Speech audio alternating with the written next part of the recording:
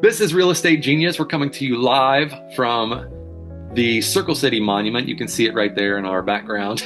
That's right. Yes, we Pay are no attention to floating. this background behind either one of us. Correct. We are floating just to the west. Is that west of Uh, Soldiers and Sailors Monument, brother? South, just south of Just the south monument. of the. Yes, we're floating in the air like David Copperfield.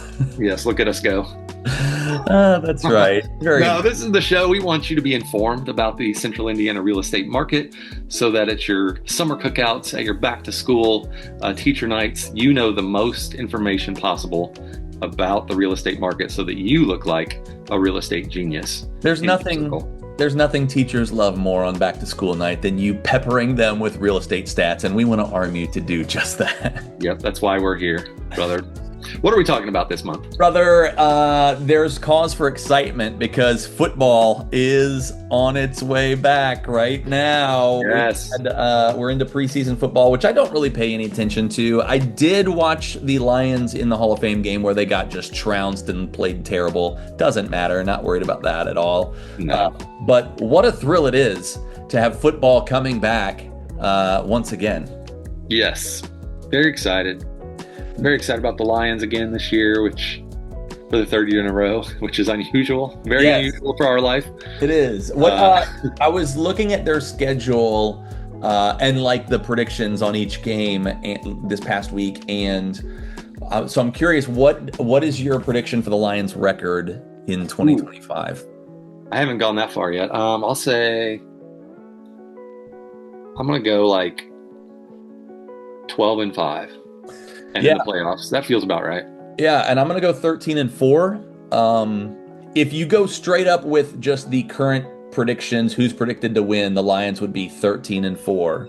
Yeah. Now, I think some of those games the Lions will lose, but they'll also win some games that they weren't favored to win. So I think, I think 13-4, and then who knows in the playoffs. But Yeah. Just got to get in. it's gonna be fun, man. I had a pretty busy Sunday this past Sunday where I was working hard around the house, getting things ready, and Amy, my wife, was saying, "Hey, like you can relax and stuff." And I said, "No, I'm doing stuff now so that I can veg out every Sunday for the next several months." Yes. Yes.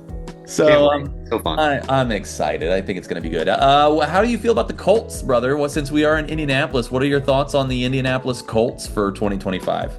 Did they? I'm trying to remember. Last year, were they like on the edge of the playoffs and barely missed out, or was that 2 years ago? I think it was 2 years ago. I don't think they were much of a contender last year. Yeah. Were they right around 500, maybe?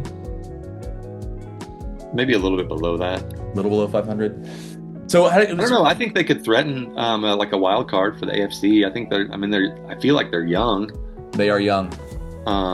And this is with the second or third year with their head coach, so it should be more of like his kind of players. His system is more comfortable now and things like that. So Doesn't it feel like do or die time for both him and for Anthony Richardson, though? Like, you've got to do something this year or it's time to move on. yeah, I think more so Richardson than the head coach. I don't think he's been here that long, has he? Oh, I don't know. I don't follow the Colts. I don't know, but the hope of the franchise is on Anthony Richardson and or Daniel Jones. So that seems not great, Yeah, but we'll see. That's why they play the games, brother. that's right. And That's they're right. about to play the games, and that's what's very, very exciting. I'm excited. Yep. All right. Hey, let's get to the stats. We'll take a look back at July of 2025 in Indianapolis real estate. What do we have to start here? Well, let's get into it. Home sales down 2%. This is a little micro fluctuation. Overall, home sales are going to be up 3 to 5% by the end of the year, just based on the trends and what we're reading in the tea leaves of the marketplace. But for comparing July of this year to July of last year, we sold 2% fewer homes during that time. That is a meaningless stat, kind of like were the Colts 500-ish last year? Whatever. That's how we react to that.